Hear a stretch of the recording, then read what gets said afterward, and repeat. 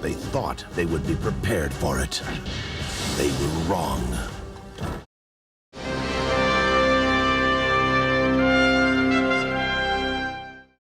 Hey, it's Janelle Waz, and welcome back to my ranking the episodes of Star Trek Deep Space Nine with Tiermaker.com. And right now, I'm in Season 5 of DS9, well within the really good years of the show. We got the Dominion War starting, there's still some great standalone episodes, some are fun, some are not so fun.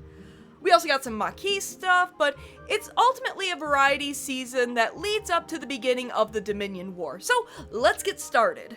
A raging war with the Federation has begun. Klingons are throwing everything they have at us.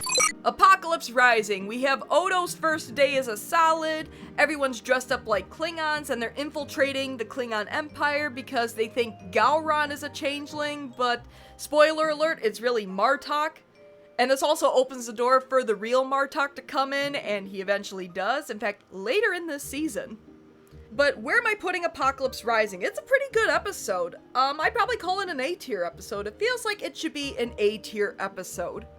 I'm gonna go as far as to say it's better than the Nagus. Because as good of an episode as the Nagus is, Apocalypse Rising is just in like the golden years of the show, so it's probably a little bit higher than the Nagus. The ship, where we find a Jem'Hadar ship and there's a Vorta with a very diplomatic outfit. The episode is alright for me. I don't really go out of my way to watch it a whole bunch, but if it's up in the lineup, I don't mind sitting down and watching it. I'd probably call it like a B-tier episode. Maybe it's a little higher for other people, because it is a good episode, but it's one of those episodes where I don't have to watch it, but if it's on, I can. I'll probably put it above Life Support. Some people might say it's more of an A-tier episode. It's pretty good, but as far as my enjoyment goes, it's probably high B-tier. Oh yes, looking for Parmach in all the wrong places. In some ways, it's kind of a sequel to the House of Quark because it's the return of Quark's Klingon wife, Grilka. And Worf's got the hots for her. Basically, everybody's got the hots for Grilka. Jadzia's got the hots for Worf, and there's some Klingon shenanigans going on. Worf's teaching Quark how to be a good Klingon suitor. Oh, there's the really weird subplot with Kira and Miles. And Keiko's like borderline shipping them, and it's just really weird, and there's this weird tension going on between them because Kira's pregnant with Miles' baby, but it's Miles and Keiko's baby. And then we get Sassy Odo, and I love Sassy Odo. Which part of his family are you? Sister? Daughter? Cousin? This is one of those standalone episodes in Season 5 that's really fun to watch. It has some kind of more uncomfortable moments, but it's still a fun episode. I'm gonna say it's on par with House of Quark, so I'm gonna put it next to House of Quark. Maybe House of Quark's a little bit better, but looking for Parmach in all the wrong places is a decent follow-up. Nor the Battle to the Strong, that's basically DS9 does MASH. And that's one of those episodes I tend to skip, and to be honest, I never really watched MASH, so this episode didn't do a whole bunch for me. I think it was inspired by MASH, but yeah, it's Jake seeing the realities of war and like the battles, and he gets really freaked out by some of the medical stuff going on. Maybe you saved a hopper full of people. Maybe you shot yourself in the foot. No one's gonna remember! Jake! And I wouldn't call it a bad episode at all, but yeah, it's one of those where I don't mind skipping it, so it's probably a B-tier episode for me, just because it's not super high on my list of episodes that I enjoy, but I still acknowledge it's a good episode. I feel like it's probably better than Hippocratic Oath, so I'll put it there. The Assignment. Keiko gets possessed and nobody notices. O'Brien's wife becomes a pawn in a deadly game. We don't want to raise suspicions, do we? Now, you all know me, and I don't really like the creepier episodes of Star Trek, and this is definitely one of the creepier moments of Star Trek. Miles is trying to get Keiko unpossessed, but let's be real, she was kind of borderline more pleasant in her possessed form. Yeah, I think I'm gonna have to put this episode in D tier because I'm not a big fan of it. Again, I don't really like the creepier episodes of Star Trek, so that's where it's going in like the lower tiers. To be fair, it's probably better than Whispers. Hold on. Here we go. I don't know why Tiermakers like that. I love Trials and Tribulations. My favorite original series episode is The Trouble with Tribbles, and Trials and Tribulations takes the DS9 cast and puts them all in Trouble with Tribbles, and it's a very well edited episode. I love the episode. One of the greats of DS9. It's definitely an S tier episode for me. I'll even go as far as to say it's better than The Homecoming. I consider Let He Who Is Without Sin to be the worst episode of DS9. Basically, Worf is forced to go on vacation to Ryza. He has people that he doesn't really get along with that come along with him. He has a miserable time on vacation, so miserable that he joins a weather cult and sabotages the weather grid on Ryza. But the perfect paradise Stay where you are. is about to become Paradise Lost. It's kind of an unpleasant episode to watch. I don't like it. It's going in F tier. It's going below even Meridian. Things Past. I feel like I need to revisit this episode for a video at some point. Because it's connected to Necessary Evil. It's in some ways, no, it's not quite a sequel to Necessary Evil, but the endings are kind of similar. And if you've seen both episodes, you know what I'm talking about. It's almost like the reverse of Necessary Evil's ending. But yeah, it's basically DS9 does Quantum Leap, but it's the Bajoran occupation. And it's Cisco, Garrick, Dax, and Odo. Like, everybody sees them as Bajorans, like, during the occupation, which at this point might have been, like, 7 or so years ago? Maybe 10? I don't remember. But where am I putting Things Past? For right now, I think I might put it in B tier, but I might have to rewatch it and do a video on it in order to gain, like, a full appreciation for it. Because that's what happened with Necessary Evil with me. Like, I probably would have called Necessary Evil a B tier episode at one point. Yeah, obviously right now it's an A tier. But Things Past, I'm gonna put it above The Adversary. No, I'm gonna put it above Bar Association. The placement of that episode is subject to change, so stay tuned. The Ascent, one of the great Quark Odo episodes. They're stuck on a mountain in a frozen planet. Basically, it's like they started up a game of No Man's Sky in the worst possible planet. And they're trying to make it up a mountain. Although I think Rocky Balboa could probably beat them up the mountain. My muscles won't work anymore! But I'm gonna go ahead and call that an A tier episode. It's a really good episode. I'll go as far as to say it's better than Profit and Loss. Rapture, and no, not the Blondie song. It's a Cisco as the Emissary episode. He's getting visions. The visions are affecting his health. Jake has to decide whether or not he gets surgery to correct the problem, but then he loses the visions, or he continues on with them and possibly dies. We got Kai Wynn being absolutely horrible again. Cisco's almost building a mountain out of potatoes like in UHF. Or that movie it was parodying. What movie was that again? Close Encounters of the Third Kind, that was it. I never watched it. But I do remember it being a pretty decent episode. I feel like it's probably a low A tier episode. It's pretty good. You know, Cisco was the emissary, you know, it was always an interesting plot. I'd probably call it better than Starship Down. Put it there. Okay, again, you guys know I don't really like creepy episodes of Star Trek. The Darkness and the Light is one of those creepy episodes. Kira's former Resistance cellmates are slowly getting killed. She's trying to figure out why. The guy is super creepy. I'm not a fan of the episode. I'm not gonna call it a bad episode, just I don't really like watching it. I'm gonna probably go ahead and call it a C tier episode. Maybe for most people they call it B or A tier. For me, because I don't particularly enjoy it, I'm gonna put it in C tier. So it's probably better than Q-less. And again, Q-less is more as low as it is because it was very disappointing. Especially for a Q episode, so at least with The Darkness and the Light, you can say it's a decently written episode, even if I don't really enjoy it all that much. cueless as much as it has its funny moments. It's not a very good episode. The Begotten, Odo's changeling baby, as well as Kira gives birth to Miles and Keiko's baby. It's a good episode. It's basically DS9 does The Offspring, which is a really good episode of Star Trek The Next Generation, but it's a heartbreaking episode, as well as The Begotten. It's also a heartbreaking episode. Those two episodes are actually very similar. You have like the really heartwarming, funny moments of the episode, and then at the end, it just like straight up punches you in the gut. And it's very well done, but man, it's a tearjerker. I'm gonna say The Begotten's A tier. It's a pretty high A tier episode, I would say. I think I'm gonna go as far as to say it's better than Past Prologue. For the uniform, Michael Eddington betrays his uniform. You betrayed your uniform! And I have to talk about this a second. I had no idea that Michael Eddington used to look like this. Damn, he was hot!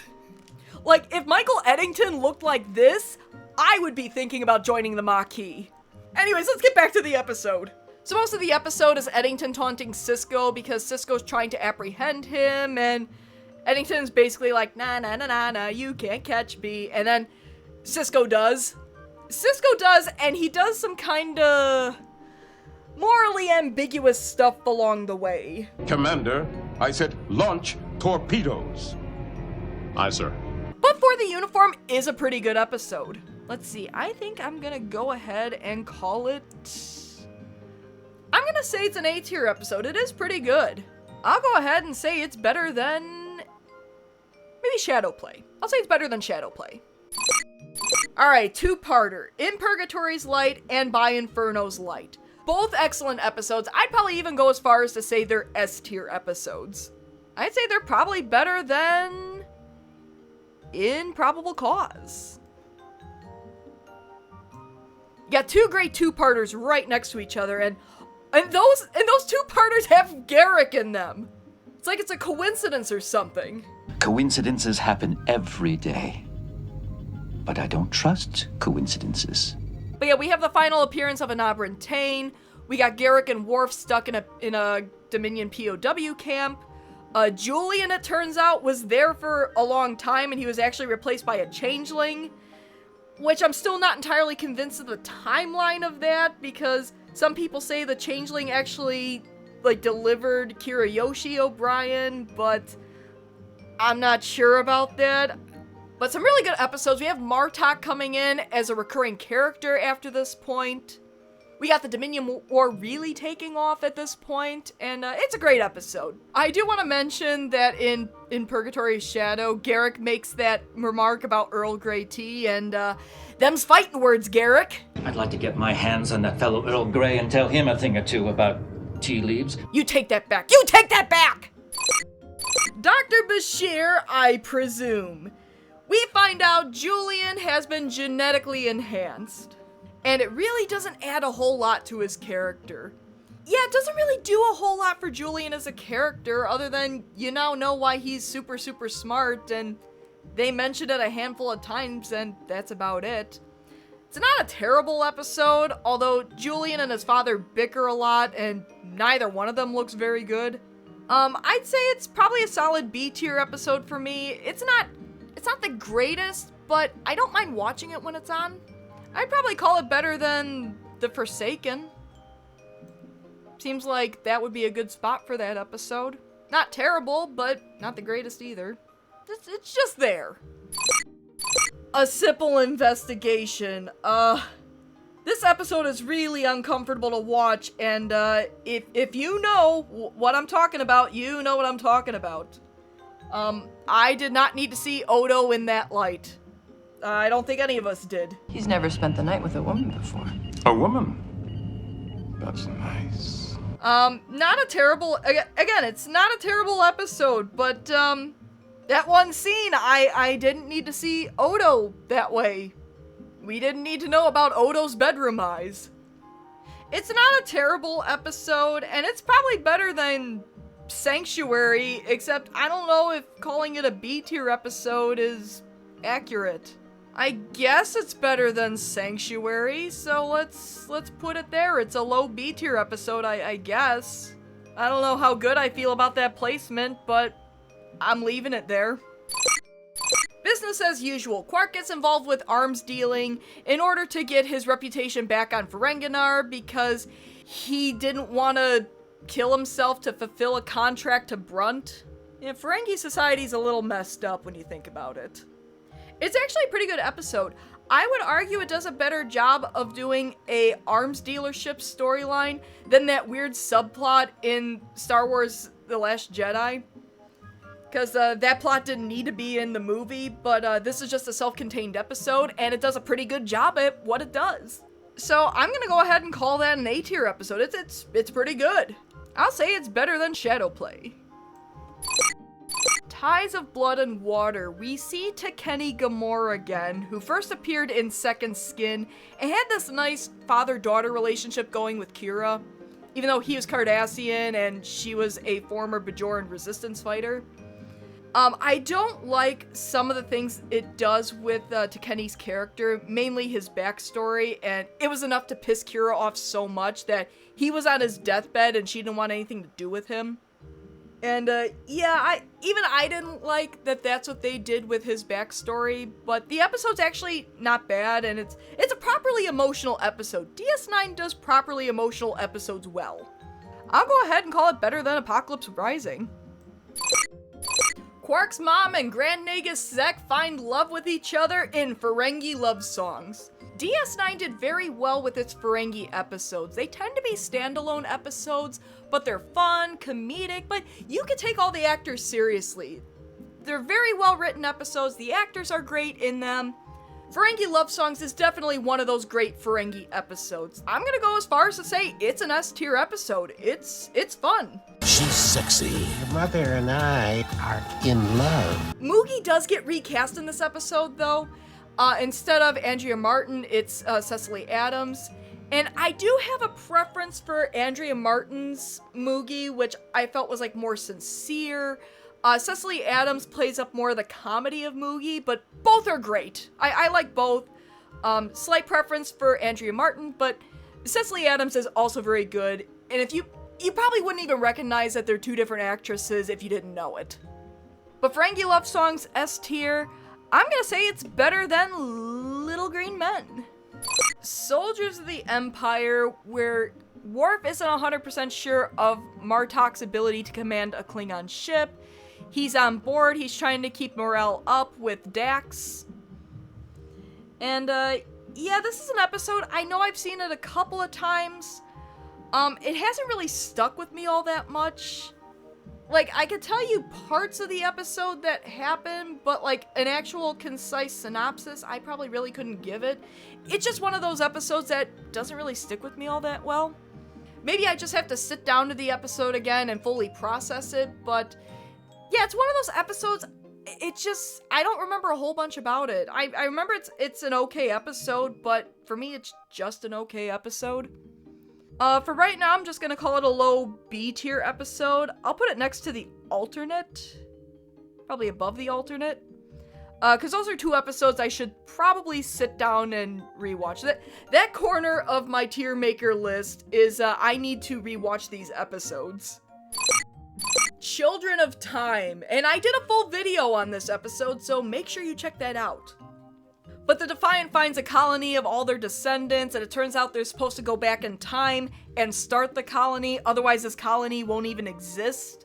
But where am I putting Children of Time? It's probably a high B tier episode. It's not bad, but there are other episodes that I prefer over it. I feel like it's better than To the Death. Blaze of Glory, where Michael Eddington goes out in a blaze of glory. We got more Eddington taunting Cisco because now he's trying to track down a Maquis group that might be launching missiles, and it turns out, nope, it was all a ruse to get Eddington back with them. I feel like Blaze of Glory should be an A tier episode. It's probably better than... Let's see, it's above Shadowplay, I think. Yeah, I'll put it above Shadowplay. Once again, I'm not a fan of the creepier episodes of Star Trek. Empacnor is kind of a creepy episode of Star Trek, and it's a creepy Garrick episode, and yeah, it creeps me out. I'm not a fan of it. I skip it almost every time it's on. So I don't think I'd call it an F tier episode. Like, I don't hate it that much, but yeah, it's probably a D tier episode for me, and I know somebody's gonna get mad at that one. It's kind of the same thing with the Next Gen episode Conspiracy. I recognize people like the episodes. I'm just not a big fan of it. This is just my opinion. It's probably better than The Storyteller because The Storyteller was Chief O'Brien talking to a scary cloud. And I think it's gotta be better than that. So, I'll put it there. In the cards, The Calm Before the Storm. 1951 Willie Mays rookie card. This is how I can cheer up my dad. Everybody wants it. Jake Sisko's trying to track down an old Willie Mays baseball card for his father, and he and Nog are doing all sorts of odd jobs around the station to like barter for this card because the card's currently in the possession of like this crazy scientist guy. But In the Cards is a fun episode. I like it. I'm gonna call it an A tier episode. I'll call it better than Apocalypse Rising. I'll put it there. A Call to Arms, the season finale, and the official start of the Dominion War, where the Dominion takes over the station and everybody evacuates. Well, the Bajorans stay, but everybody associated with the Federation and the Klingons evacuates. We also have some great battle sequences, and DS9 does very well by its battle sequences. I have to give it credit for that. Lots of special effects, almost like movie quality battle sequences. But A Call to Arms? Probably... It's either high A tier or low S tier. It's one of the two. I'm gonna call it a low S tier episode. It has some really good moments. And that is Season 5 of DS9 in my ranking. We still have the bulk of the episodes in the S, A, and B tiers. DS9 is doing very well with that.